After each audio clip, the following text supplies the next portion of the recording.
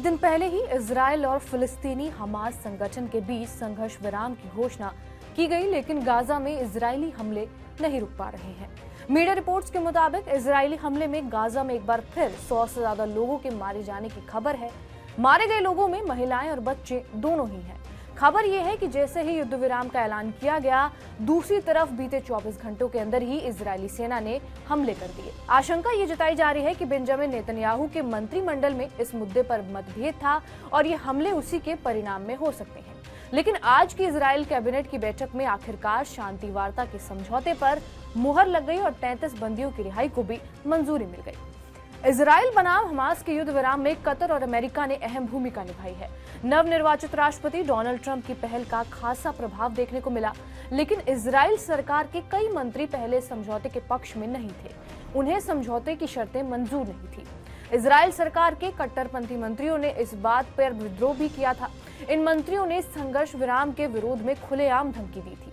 मंत्रियों ने ये कहा कि गाजा युद्ध विराम समझौतों को अगर मंजूरी दे दी गई तो वो प्रधानमंत्री नेतन्याहू की सरकार से इस्तीफा दे देंगे। दूसरी तरफ संयुक्त राष्ट्र एजेंसी की तरफ से ये बताया गया है कि गाजा में रोजाना करीब 15 बच्चे युद्ध में जख्मी हो रहे हैं।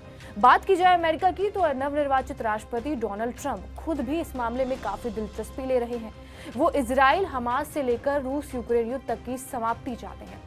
ट्रंप का चुनावी मुद्दा भी लंबे और विनाशक युद्ध की समाप्ति ही था। उन्हें इस मुद्दे पर कामयाबी मिली। युद्ध को लेकर उनकी नीतियां जो बाइडेन से काफी अलग हैं। जो बाइडेन ने खुलकर नेतन्याहू और जेलेंस्की का समर्थन किया था, जबकि ट्रंप इस मुद्दे पर जरूरत भर का ही समर्थन जारी रखना चाहते हैं और नरसंहार के साथ साथ युद्ध में होने वाले भारी भरकम खर्च को कम भी करना चाहते हैं। खर्च में कटौती भी शांति वार्ता का एक अहम आधार है। डोनाल्ड ट्रंप दोनों देशों के बीच युद्ध विराम को लेकर अपनी जीत मनाने के लिए तैयार हैं। हालांकि इस भयानक युद्ध को खत्म करने, साथ ही क्षेत्र में शांति और स्थिरता कायम करना इतना आसान नहीं माना जा रहा है। बड़ी चुनौतियां बाकी हैं, लेकिन जानकारों की राय में ट्रंप आज जिस स्थिति में हैं, वो जिस मजबूती के साथ सरकार बनाने जा रहे हैं और अमेरिका के विस्तार के साथ साथ दुनिया में अमन लाने की भी कोशिश कर रहे हैं, उसे देखते हुए सफलता से इनकार भी नहीं किया जा सकता। दूसरी तरफ इजराइल अब तक अपने मिशन में काफी आगे निकल चुका है। सीरिया में सत्ता बदल चुकी है और हमास और हिजबुल्लाह को कमजोर करने के साथ साथ ईरान पर भी दबाव बना लिया गया है। माना यह जा रहा है कि ट्रंप के दबाव के बिना युद्धग्रस्त देशों के बीच शांति आगे नहीं बढ़ सकती।